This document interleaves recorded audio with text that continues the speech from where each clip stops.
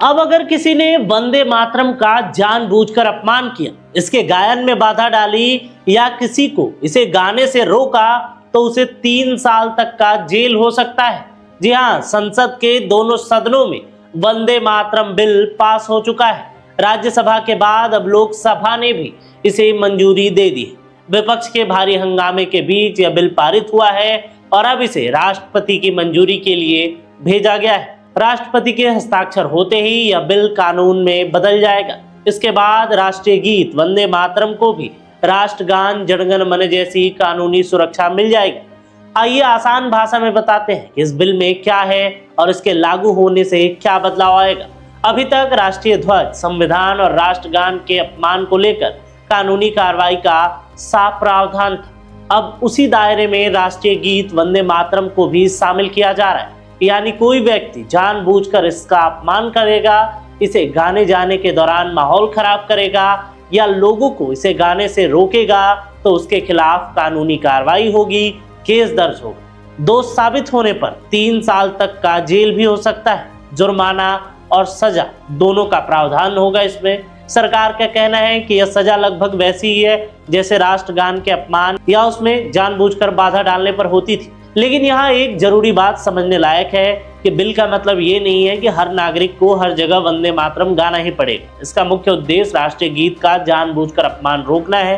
किसी मामले में कार्रवाई होगी या नहीं, यह घटना, सबूत और जांच के आधार पर तय होगा। लेकिन इस बिल में वंदे मातरम के सभी 6 छंदों को लेकर भी चर्चा हुई। आधिकारिक कार्यक्रम में अगर राष्ट्रीय गीत और राष्ट्रगान दोनों बजाए जाएंगे तो पहले वंदे मातरम और उसके बाद जनगण मन होगा। लोगों से सावधान की मुद्रा में खड़े होकर सम्मान देने की भी बात कही गई है। अब बड़ा सवाल यह है कि सरकार को आखिर इस कानून की जरूरत क्यों महसूस हुई। सरकार का तर्क है कि वंदे मातरम सिर्फ एक गीत नहीं है, बल्कि भारत के स्वतंत्रता आंदोलन का एक महत्वपूर्ण हिस्सा है। अंग्रेजों के खिलाफ लड़ाई के दौरान इस गीत ने लोगों में जोश भरा, देश को एकता का संदेश दिया और आजादी की लड़ाई में अपनी पहचान बनाई। सरकार का कहना है कि जब राष्ट्रगान को कानूनी सुरक्षा मिल सकती है तो राष्ट्रीय गीत को भी वही सम्मान मिलना चाहिए।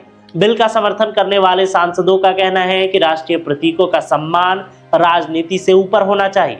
उनका मानना है कि कानून बनाने के बाद वंदे मातरम के अपमान से जुड़े मामलों में भ्रम कम होगा और पुलिस और अदालत के पास कार्रवाई के लिए साफ नियम होंगे।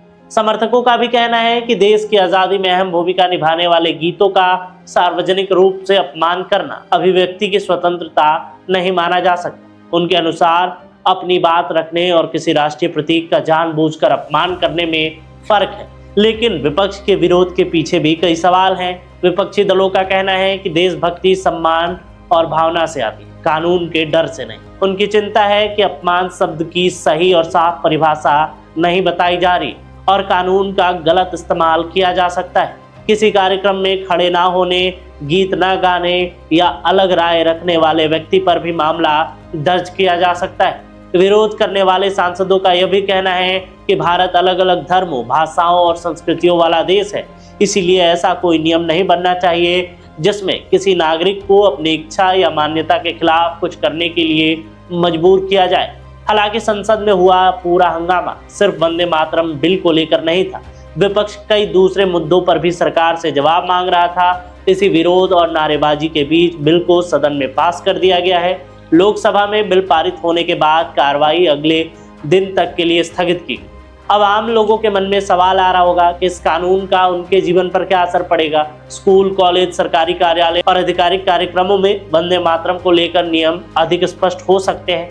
जिन कार्यक्रमों में राष्ट्रीय गीत और राष्ट्रगान दोनों होंगे, वहां इनके क्रम और सम्मान से जुड़ी प्रक्रिया तय रहेगी।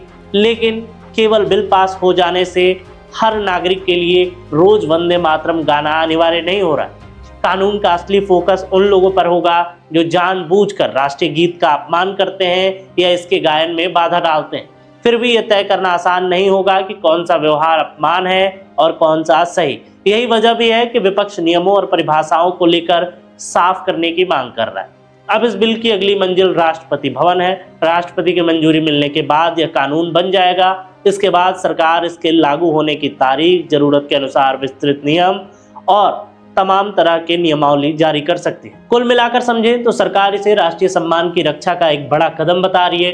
वहीं समर्थक कह रहे हैं कि वंदे मातरम को उसका कानूनी सम्मान मिलना जरूरी था। वहीं विपक्ष को डर है कि कहीं कानून की आड़ में देशभक्ति के नाम पर आम नागरिकों को परेशान ना किया जाए।